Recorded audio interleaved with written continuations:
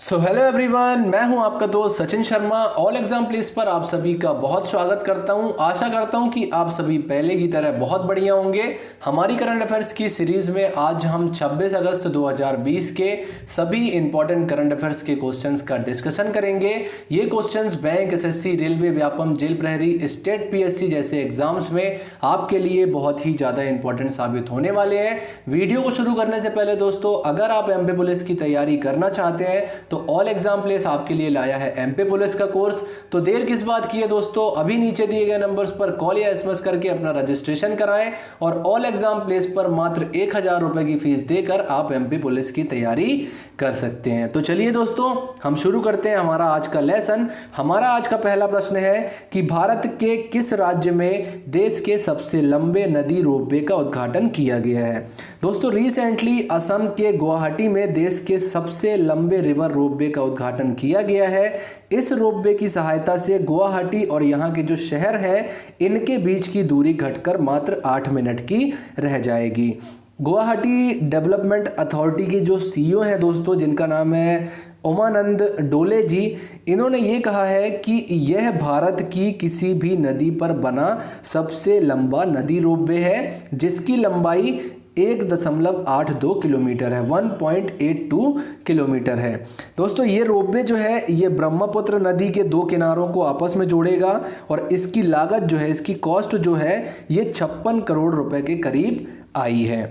तो दोस्तों, हमारा जो प्रश्न क्रमांक 1 है कि किस राज्य में देश के सबसे लंबे नदी रोपवे का उद्घाटन किया गया है, तो ये किया गया है बी, असम में। हमारा अगला प्रश्न है दोस्तों, इनमें से किसे आईसीसी के हॉल ऑफ फेम में शामिल नहीं किया गया है। दोस्तों, हाल ही में रिसेंटली आईसीसी काउंसिल ने 2020 के हॉल ऑफ फेम का ऐलान कर दिया है। साउथ अफ्रीका के दिग्गज खिलाड़ी जैक कैलिस, पाकिस्तान के बल्लेबाज जहीर अब्बास और पूर्व ऑस्ट्रेलियाई कप्तान लीसा स्टालेकर जी को जो है आईसीसी हॉल ऑफ फेम में जो है शामिल कर लिया गया है। दोस्तों, हमने हॉल ऑफ फेम वर्ड जो है ये बहुत बार सुना है, लेकिन हॉल ऑफ फेम का मतलब होता क्या है दोस्तों? एक्चुअल में हॉल ऑफ फेम जो होता है ये एक प्रकार का सम्मान होता है। ये उन क्रिकेटर्स को दिया जाता है जिन्होंने अपने करियर में बहुत ही अच्छी जो उनकी परफॉर्मेंस थी, बहुत ही बेस्ट परफॉर्मेंस दी है। इसी के साथ साथ उन्होंने अपने करियर में जो उपलब्धियां प्राप्त की हैं, जो उन्होंने उपलब्धियां हासिल की हैं अपने क्रिकेट करियर के दौरान, उस उपलब्धि को सम्मानित करने के उद्देश्य से आईसीसी जो है ये कुछ खिलाड़ियों को अपने हॉल ऑफ फेम की लिस्ट में शामिल करती है और इसी के तहत जो है इन 3 खिलाड़ियों को भी इस हॉल ऑफ फेम में शामिल किया गया है। आसान भाषा में आप इसे कह सकते हैं ये एक ऑनर होता है। और सुनील गावस्कर, अनिल कुंबले जैसे जो महान भारतीय क्रिकेटर हैं इन्हें भी आईसीसी ने अपने हॉल ऑफ फेम की लिस्ट में शामिल किया हुआ है। लीसा स्टालेकर जी का नाम आप याद रखिएगा क्योंकि इनका जन्म महाराष्ट्र के पुणे में हुआ था, तो ये हमारे एग्जाम पॉइंट ऑफ व्यू से इंपॉर्टेंट है। लौटते हैं प्रश्न पर। प्रश्न में पूछा है इनमें से किसे आईसीसी के हॉल ऑफ फेम में शामिल नहीं किया गया है, तो इसका सही उत्तर है सी, गौतम गंभीर। जैक कैलिस, जहीर अब्बास और लीसा स्टालेकर जो है इन्हें शामिल किया गया है, गौतम गंभीर को शामिल नहीं किया गया है। हमारा अगला प्रश्न है दास व्यापार और उसके उन्मूलन के लिए अंतरराष्ट्रीय दिवस कब मनाया जाता है। उन्मूलन का मतलब होता है, वर्ड होता है, एक्चुअल में इसका अर्थ होता है किसी चीज को जड़ से खत्म कर देना। दोस्तों, संयुक्त राष्ट्र या यूनाइटेड नेशन द्वारा हर साल 23 अगस्त को international day for the remembrance of the slave trade and it's abolition, यानी दास प्रथा और उसके उन्मूलन के लिए अंतर्राष्ट्रीय दिवस। इस दिन को क्यों मनाया जाता है दोस्तों? तो इस दिन को मनाने का उद्देश्य दास व्यापार और इससे पीड़ित जो लोग हैं, जिनके ऊपर अत्याचार हुए थे, उन लोगों को याद करना है। साथ ही विश्व भर में जहां पर अभी भी दास प्रथा प्रचलित है या फिर लोगों को दास बनाकर रखा गया है, उनसे ज़बरदस्ती मजदूरी करवाई जा रही है, ऐसे लोगों को पहचानना है और उन्हें जो है उस जगह से छुड़ाना है। दोस्तों, हमारे देश भारत में दास प्रथा का अंत जो हुआ था ये लॉर्ड एलनबरो जो थे, गवर्नर थे 1833 में, इनके द्वारा किया गया था। 1833 का जो चार्टर एक्ट आया था इसमें एक धारा जोड़ दी गई थी जिसमें दास्ता या गुलामी को शीघ्र अतिशीघ्र समाप्त करने के लिए कानून बनाया गया था, जिसके बाद से दास्ता जो है या गुलामी जो है इसको अवैध करार कर दिया गया था भारत में। लौटते हैं प्रश्न पर प्रश्न में पूछा है दास प्रथा और उसके उन्मूलन के लिए अंतर्राष्ट्रीय दिवस कब मनाया जाता है, तो ये मनाया जाता है डी 23 अगस्त को। हमारा अगला प्रश्न है दोस्तों कि हाल ही में सोफिया पोपोव ने महिला ब्रिटिश ओपन 2020 का खिताब अपने नाम किया है, ये किस देश की गोल्फर है? तो दोस्तों हाल ही में जर्मनी की सोफिया पोपोव ने महिला ब्रिटिश ओपन 2020 का खिताब अपने नाम कर लिया है। ये क्वेश्चन मैं इसलिए लेकर के आया हूँ दोस्तों, इसलिए इम्पॉर्टेंट है ये फैक्ट क्योंकि ये खिताब जीतने वाली ये पहली जर्मन गोल्फर है, इसलिए हमारे एग्जाम पॉइंट ऑफ व्यू से ये जो क्वेश्चन है इंपॉर्टेंट है, हमारे एग्जाम्स में ये क्वेश्चन पूछ सकता है, इसलिए इस क्वेश्चन को मैंने इसमें अपने हमारी करंट अफेयर्स की सीरीज में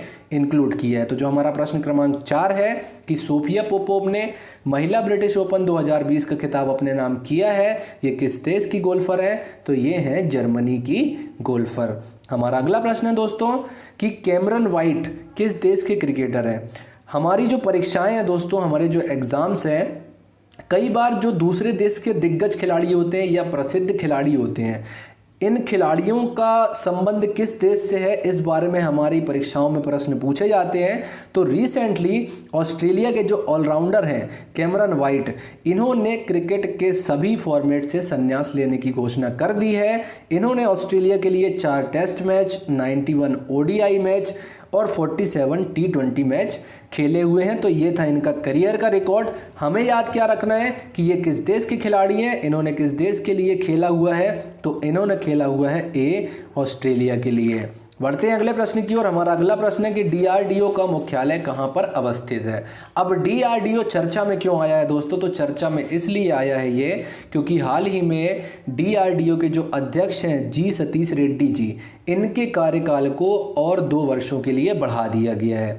तो ये जो है अब आने वाले अगले 2 वर्षों तक DRDO के अध्यक्ष पद पर बने रहेंगे। साथ ही साथ इनको DRDO का सचिव पद भी, इनको सचिव के पद पर भी नियुक्त कर दिया गया है।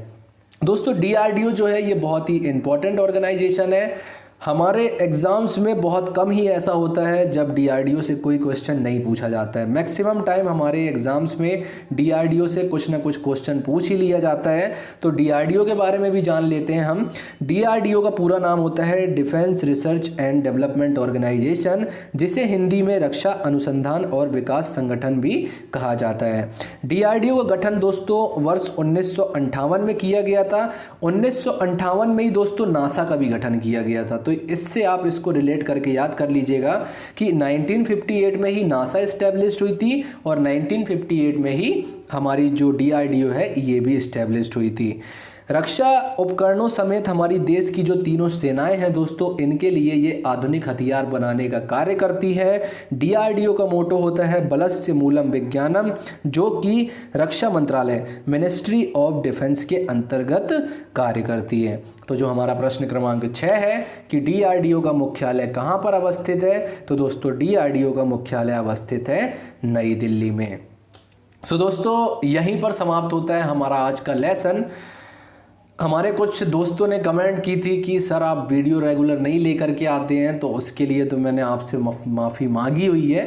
फिर से मैं आपसे क्षमा मांगता हूं कि मैं जो है वीडियो रेगुलर नहीं ला पाया। कुछ मैंने बताया था, पहले भी आपको बताया हुआ है कि कुछ टेक्निकल इशू ऐसे आ जाते हैं जिसकी वजह से हम वीडियो नहीं डाल पाते हैं, तो उसके लिए मैं माफ़ी चाहता हूँ दोस्तों। आपको जो है रेगुलर बेस पर अब वीडियो मिला करेंगे, इसके लिए आप बिल्कुल भी चिंता मत कीजिए।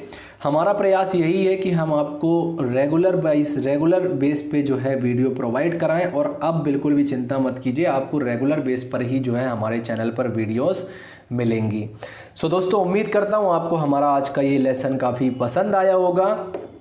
अगर आप हमारे चैनल पर नए हैं और अभी तक आपने हमारे इस चैनल को सब्सक्राइब नहीं किया है, तो प्लीज़ इस चैनल को सब्सक्राइब करें, इस वीडियो को लाइक करें और इस वीडियो को अपने दोस्तों के साथ ज़्यादा से ज़्यादा शेयर करें।